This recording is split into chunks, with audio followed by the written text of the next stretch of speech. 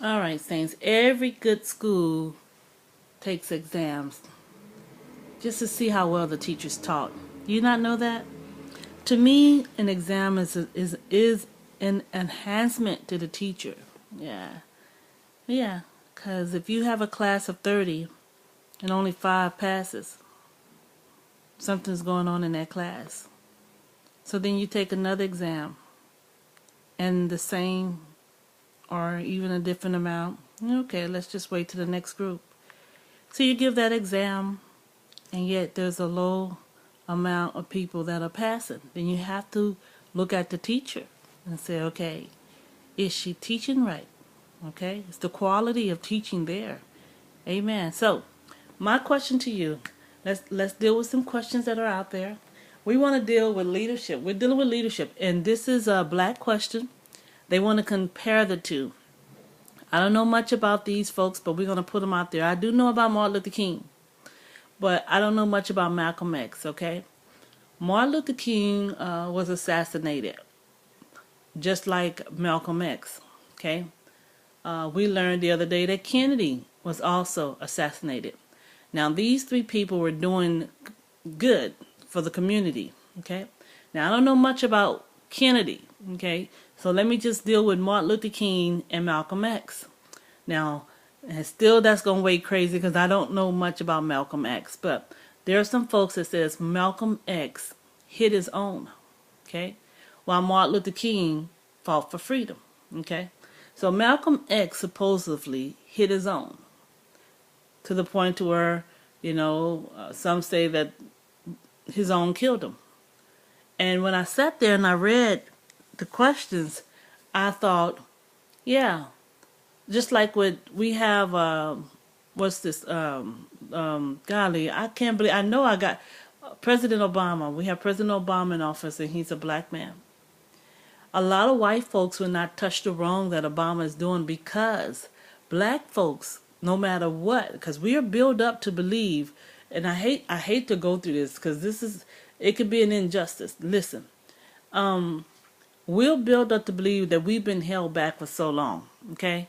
Some of us. And then there are some who believe, I'm going to stick with my kind regardless. It's racism. It's just a racist mind. This is a racist mind. A racist mind really doesn't care. If you get a black man, let me say this, a Caucasian man can care less about who's in position because they've had so many.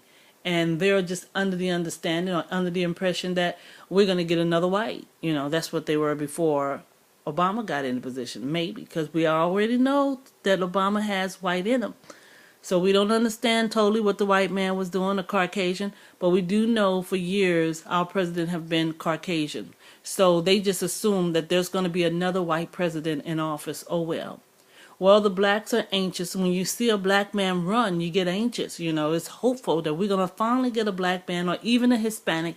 We're going to finally get a Hispanic man in the office because the black man in office gave the Hispanic man some hope. And so then we're looking at China and we're looking at India and we're looking at those other nationalities and they're saying it's hopeless for us, because they remember the guidelines, right?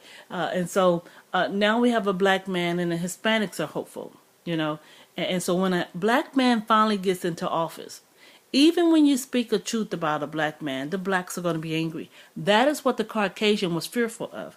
This is what this mentality, and that's just to answer this one question, this mentality brings down the country. We got to look at right and wrong. Now, I understand that we have a black man in office. And really, I think I took pride in the fact that I didn't have to deal with a white man messing with me when a white man was in office. Really. I didn't see what the sister that said that Kennedy molested her, for a year. I didn't see what she had to go through. I didn't see what Monica Lewinsky may have had to go, may have gone through. We don't know what happened with Monica, because sometimes you give in to him. Obama's a handsome man. I just have my little thing about married men. If not, hell, why not? That's Michelle's problem. Ain't that what y'all saying? The women that mess with married men? Yeah, but my standard came from being saved. Now, even before I got saved, I still had standards. I did. I didn't try to mess with a married man. In fact, I don't think I've probably halfway one time. and it was halfway. Married men turn me off because they're limited. Okay? They're limited to what they can do. Amen. Even though they can do the same thing as a single man, they're very limited to what they can do. And so I can't stand a man that he actually shows you that I can't give you everything. And I'm the type of female, I like everything. You mean you're my man. I like to be spoiled and I like to spoil my man. There's nothing wrong with that. But if you're married, you can't see them like you want to see them. You're not going to spend on them like you want to spend on them. You can't sit down and really hold on to him like this is mine because you know it's not yours. Yeah, even though you've been in a relationship, you knew that man was coming home to you because that was your man. And so I never did get off on married man. Married man could, because of the kind of person I am, the type of person I am, I don't get off on married men. I'm serious. I don't even deal with me because it makes me feel like you're pulling me along. It makes me feel like I'm nothing. That's what it should. Because that's just me. I have great expectation. My vision is great. I don't want half. I don't want just something. Don't throw me just something. I don't want you to just throw me anything. And that's what a married man does. He throw you a bunch of mess because you know he can't give you what he would be able to give you if he wasn't. Amen. I'm getting tongue twisted here. So, we're not dealing with married man, but you understand what I'm saying? And so that's just my thing. I don't get off on married man, but being that he's a president, there's a lot of people who flock over Obama. Not so much he's a president because he's a handsome man. He's a very handsome man, Obama is, but he's the president. And that stands for a lot too because he's the president. And so a lot of women have gotten a lot of publicity behind presidents and people in position, and so we're dealing with the fact that if there's illegal action, should they be able to go in and not be cut down as racist? Now, here's another thing. You have racism. There are people that just didn't want to tolerate anything. We thank God for those that are balanced, that know that, okay, this is going to start the black community doing this.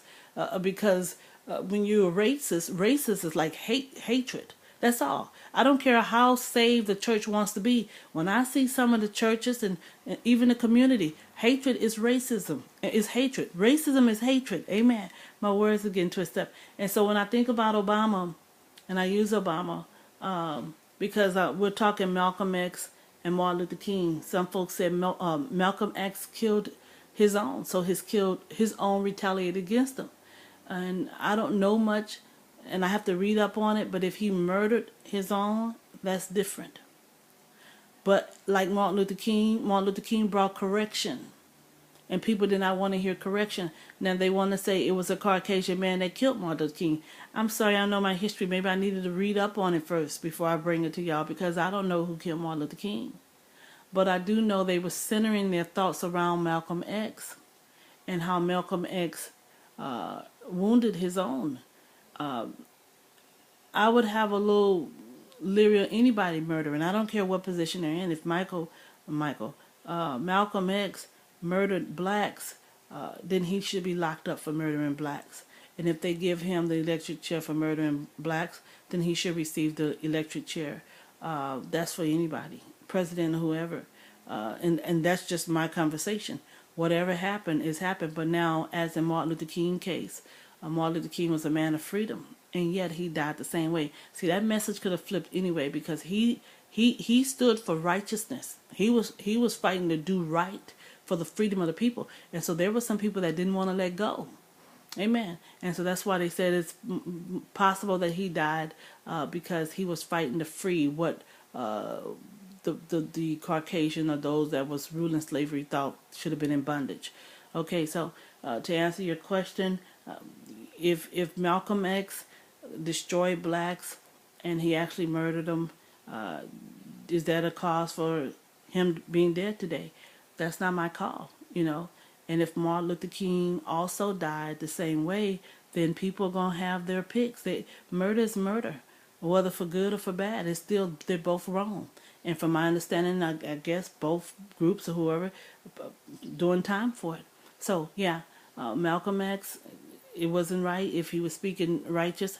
I'm going to go back now. I'm going to look through some of the stuff. So I might come back later and go a little deeper into depth, but I wanted to explain that to you. Yeah, that's what happens.